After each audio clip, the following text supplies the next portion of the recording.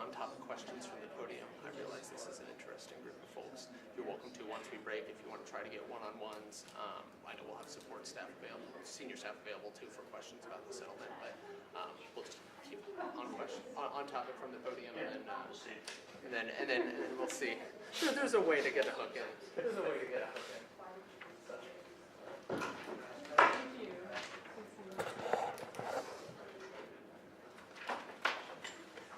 Thank you, sir. Can you get one of those? Hey, how's it going? Do you have any extras? Yeah.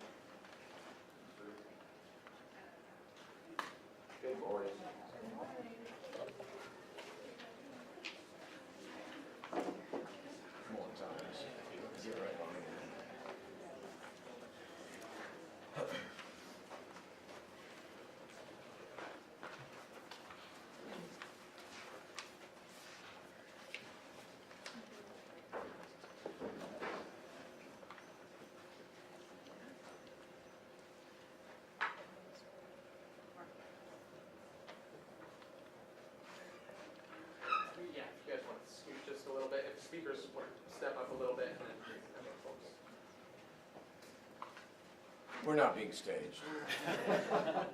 Pay no attention to the man behind the curtain there. I think we're good to go. Yep. Well, good morning, if everybody's ready to go. Thank you for being here. Today I am relieved to be able to make the following two statements. First, JPC Affordable Housing will be selling their remaining properties in our city and will no longer be doing business here.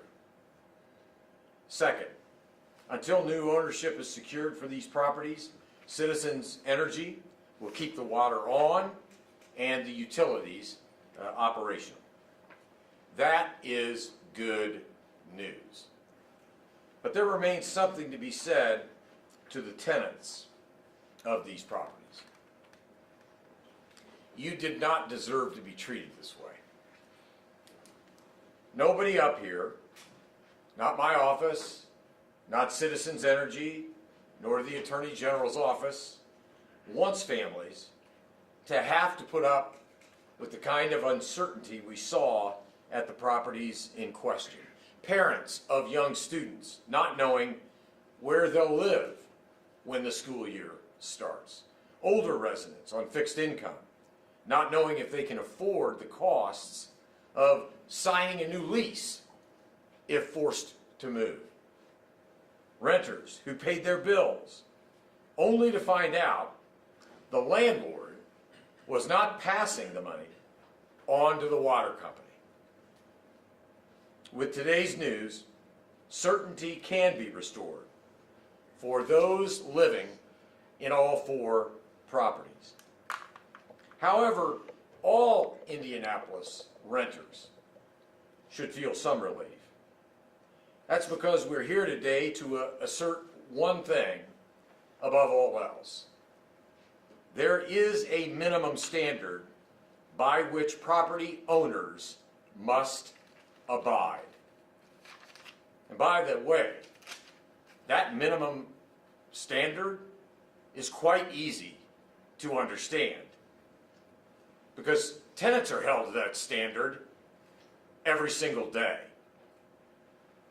Honor your lease. Honor the law.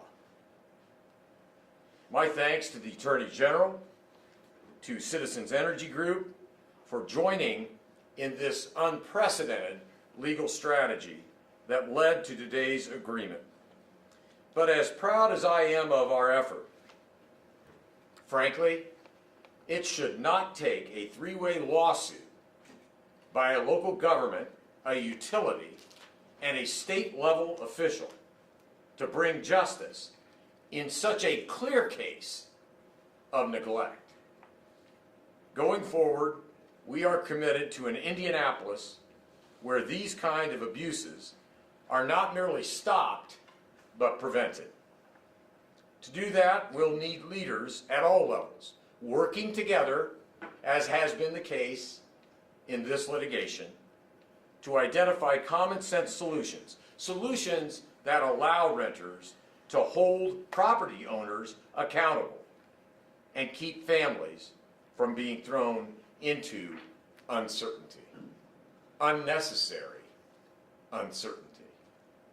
So with that, I'm proud to hand it over to the President and CEO of Citizens Energy Group, my friend Jeff Harrison. Jeff.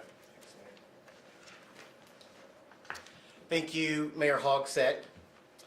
We are very pleased that we have reached an agreement with JPC Affordable Housing. This agreement will prevent utility disruption to the residents of their 4 JPC Affordable Housing properties. This agreement achieves our 2 primary goals. First, the agreement ensures residents of the apartments will continue to have water and natural gas service. And secondly, it protects Citizens' full customer base from bearing the cost of JPC's debt, which now stands at over $1.9 million. In a time of rising inflation, when an increasing number of customers are struggling to pay for necessities like utility service, we believe we have an enhanced responsibility to protect our customers from the costs of unpaid debts. Citizens has taken unprecedented efforts over the past 2 years to keep utilities connected to JPC-owned properties, including engaging in 19 payment arrangements with JPC Affordable Housing. However, as a result of those prior failed payment arrangements, Citizens has provided about 24 monthly notices warning of potential disconnection.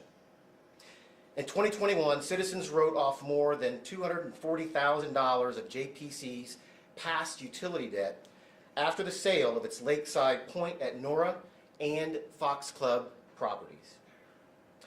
After the sale of JPC's remaining 4 properties, as the mayor mentioned, Citizens expects to receive approximately 80% of JPC's past due amount.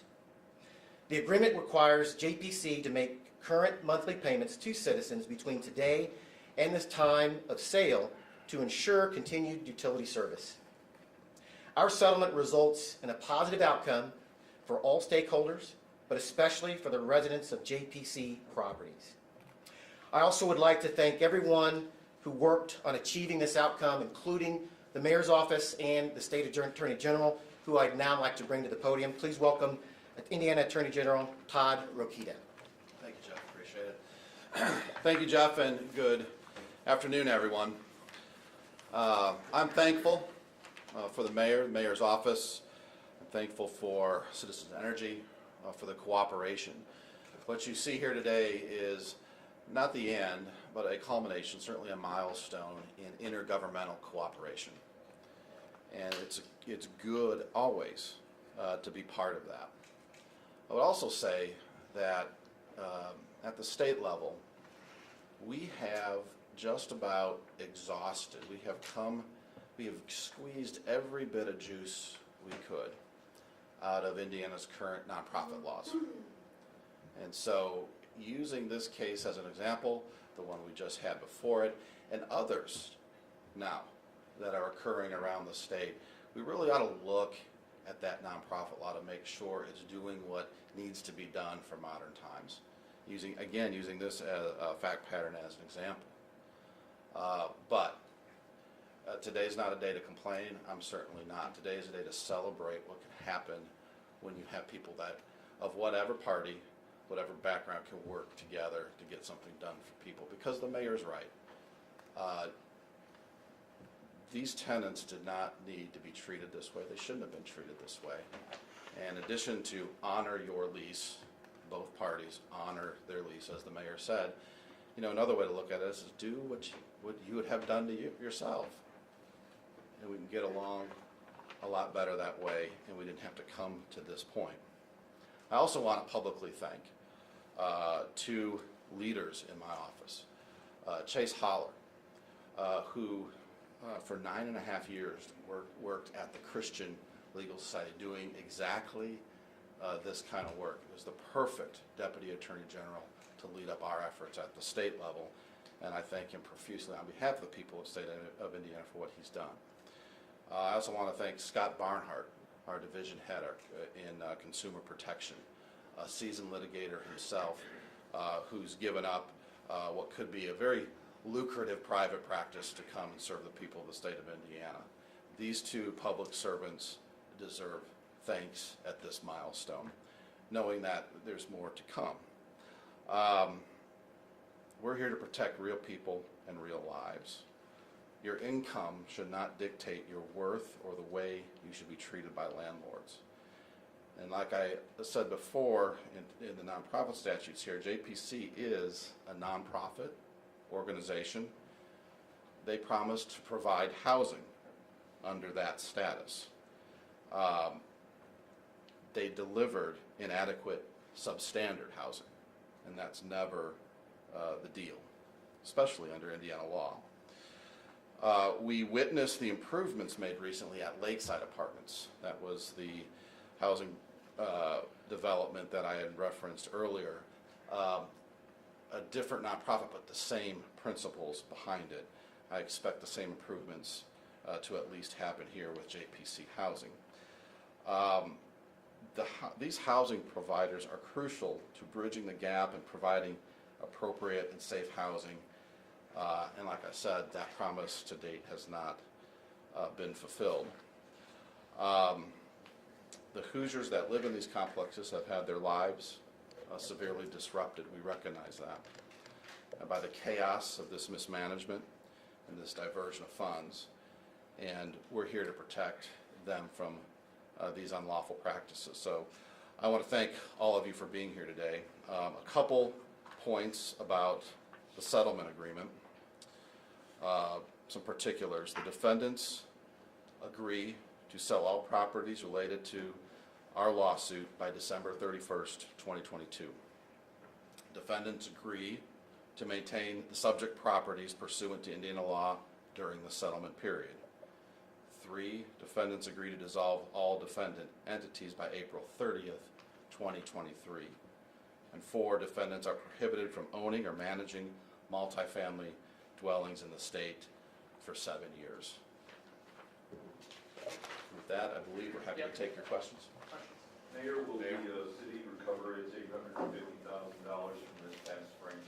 I'll defer that to Donnie Morgan, our lead counsel. Donnie? Thanks, Russ.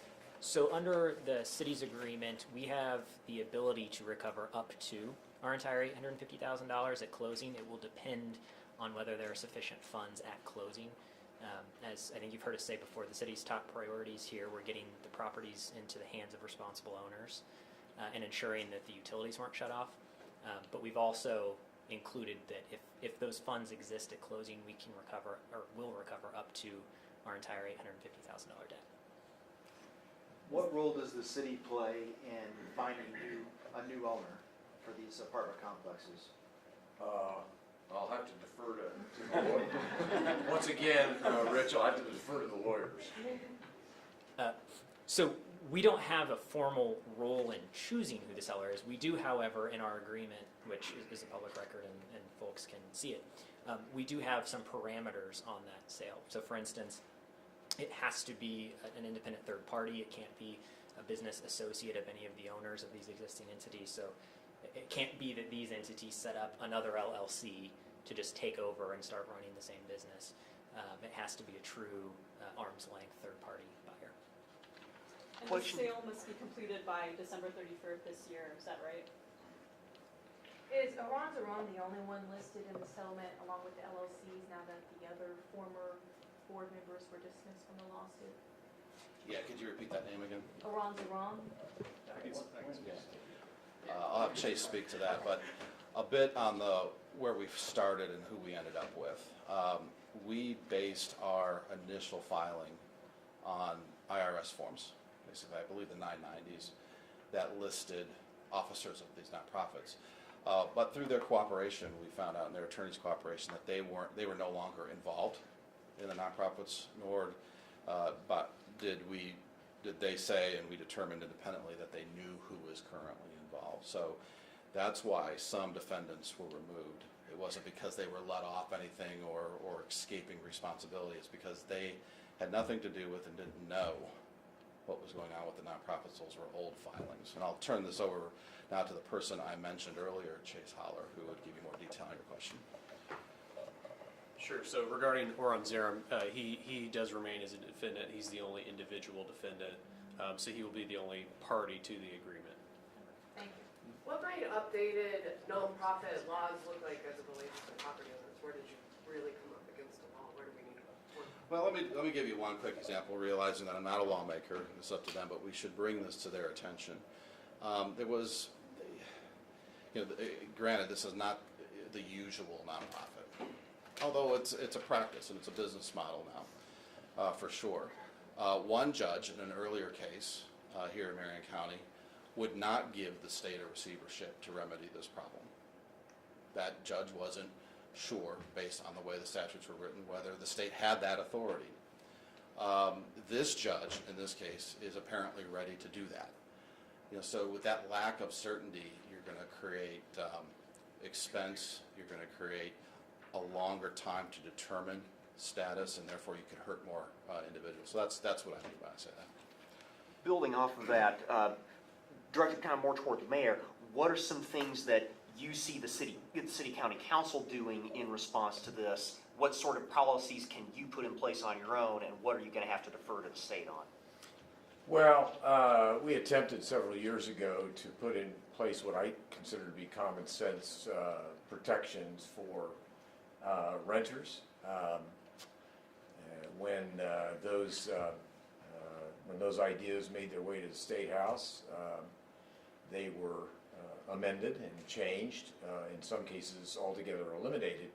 But the good news is, still in place is our robust renters assistance fund and program that allows for lawyers to assist renters when they run into disputes and hopefully avoid eviction because those suits or those disputes can be resolved prior to a landlord taking the step to evict. So, as I said, we were disappointed that what I thought were fairly standard, straightforward, common sense ideas, those ideas were amended and eliminated by the General Assembly, but we still have in place a commitment to renters all over Indianapolis to help them whenever they run into problems with their landlords or disputes. And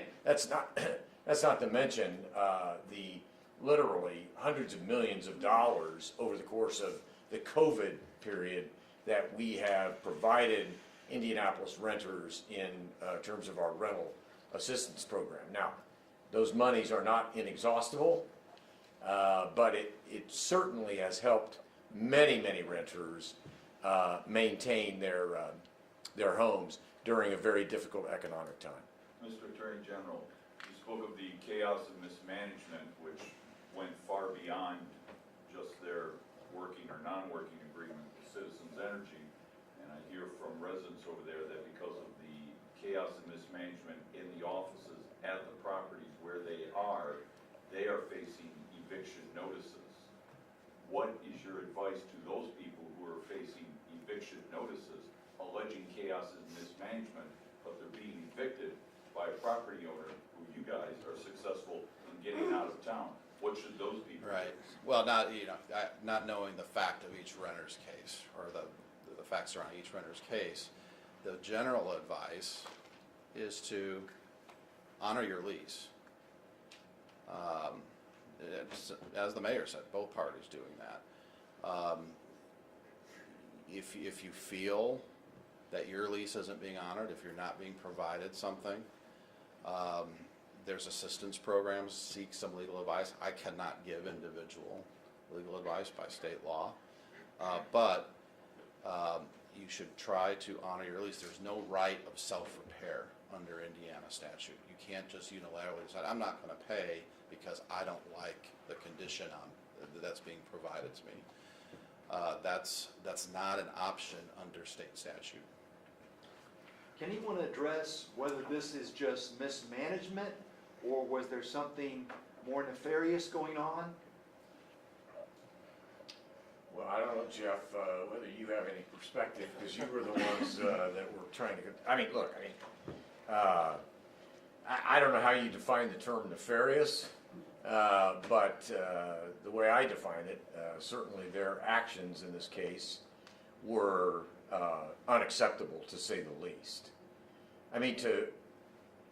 I can't say in every case, because I don't have personal knowledge of it, but in the vast majority of cases, I think it's fair to say the tenants were paying their bills,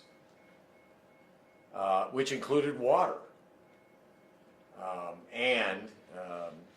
Unfortunately, for whatever reason, you'd have to ask them, those monies were not being forwarded to citizens to honor the bills that citizens expected to be paid. Yeah, I guess that would be nefarious. Has the city already been helping anyone who's been trying to leave under threat of water turnoff? Not to my knowledge. Donnie, Jeff, any? We've been connecting them with legal assistance to Yeah. get counsel. Our legal aid on their release. program has been very vibrant in assisting them with sound legal advice about what options, if any, they have. Do we know about how many people were at risk of being impacted by loss of utility?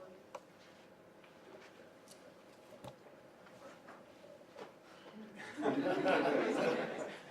I mean, we know the number of units. Yeah, there were, I think there were, I believe, 1,184 units. What we do is place about 2.5 individuals, so we're close, I believe, close to around 3,000 individuals that could have been impacted by this effort had we not reached again an agreement. Tenants we spoke to today are happy about this agreement. Obviously, they've been very stressed out about it, but some of them do feel like they were being used as a way to reach these property owners. What message can you give tenants? First and foremost, these tenants were on our minds. I think there's not been a discussion that's taken place at Citizens, and I think anywhere, where compassion, just an incredibly unfortunate, unprecedented is the word we use, situation has occurred here. There's a question about, nefarious nature of these owners. Can't speak to that, but I can tell you that we've experienced nothing like this ever before. And so this was a unique situation. We have not tried to, again, put anyone in harm's way, while at the same time, again, trying to protect, as I stated earlier, we had two goals: protect the residents and also trying to protect the balance of our ratepayers. That's why, again, we entered into, this is now the 20th payment arrangement, hopefully the final payment arrangement. That's why that number is so high, again, unprecedented. And so this is something that, again, businesses, utilities, we've got to be crystal clear in terms of our responsibility in providing safe, reliable service to all. And so we take that obligation very seriously, but also look at these residents and understand that what this has taken them through, the trials and tribulations. And again, as you've heard today, we're hopeful now that there will be some law changes local at the state level that will prevent this from ever happening again. We've seen it go higher and higher, 1.7, 1.8, now we're at 1.9. Do you know when the last payment was actually made? I believe JPC, if I'm correct, made a payment actually to Citizens Energy Group yesterday. So there was a payment that was recently made, and we're hopeful that cadence will now continue. What changes is Citizens Energy making to ensure that we don't get to this point again? Do you have any way you could head this off in the future? That is a discussion that will take place. It has been taking place. Nothing definitive has been created as of yet. We agree also with the mayor and with the state attorney general that, again, there is likely a solution at the legislative level, if not, again, at a city level. We'll review our policies and procedures. We monitor this for all of our customers on a routine basis. And again, we'll make changes then as we see fit to, again, prevent something like this from happening again. Couple more. What will prevent JPC from just making a new LLC and coming back within the next 7 years? Is there a way to regulate where these property owners are coming from and who they are before allowing them to buy property and have tenants? There'd probably have to be some legislative initiative in that regard. Clearly the agreement speaks for itself. For 7 years, they're not going to be doing business in Indiana. I dare say maybe several of us may not be up here in 7 years from now, so I don't want to speculate. But I think that both, and the Attorney General said it. I think that cooperatively, the city or local entities of government, the state government through the Attorney General's office, through the Indiana General Assembly, the governor. I think this is a historic day of unprecedented cooperation between industry, between state and local units of government. That, by the way, I think is already being copied in other states. I think they're looking to, we are actually a leader in this regard. I don't want to speak for you, General, but I think that this is a template. What's that? I think it's a template that will be pursued and followed in other places as well. How it's resolved in the future, that's up to the decision makers. Go ahead. Yeah, thank you, Mayor. I think it's a good question, and you'll recall that at the beginning of my remarks, I framed this as a milestone. It's a good day. doesn't mean it's all over, to your question too, sir. So I could promise you this, under my administration, if we see the fact pattern play out that you're describing, that they flip into a different LLC and they're back at us again doing this stuff, we will be in court. There's no doubt. That'll be my first priority. What changes in state law have to happen to make sure that tenants who pay their bills aren't shortchanged just because the landlord doesn't pay utility bills? Is there any kind of protection that can happen legislatively to prevent this from happening again? Do you want to talk about what the proposals were several years back? Well, there are a couple of things that could happen that we think would require state statutory changes. The main thing that could happen is that the state would allow for tenants to withhold the rent. If a unit is substandard or otherwise the landlord isn't honoring the lease, then the tenant shouldn't have to pay rent and should not have to fear eviction for non-payment. There is a sort of maybe an interim step there that could deal specifically with rent withholding for utilities. If utilities are a part of a rent payment, having an escrow set up where utility payments could go into an escrow fund to ensure that those bills are being paid. Both of those are of a similar nature, but one is maybe more extreme than another. Good, thanks everybody. And just one add-on to that, just to be clear. So in my comments regarding legislation were framed to discuss the nonprofit law in the state of Indiana. So the JPC was a nonprofit, and that's how we got involved here. And like I said, we squeezed every bit of that law, bending over to make it work for this fact pattern. And in a similar fact pattern with the same owners earlier, a judge, not criticizing that judge, but he reasonably interpreted the law to not give us the authority. This judge was prone to do the opposite of that. So the point is that we got to modernize our nonprofit laws to account for this and other fact patterns. That's my comment. Yep. Attorney General, could you get behind the withholding of rent as proposed by Deputy Mayor Bennett?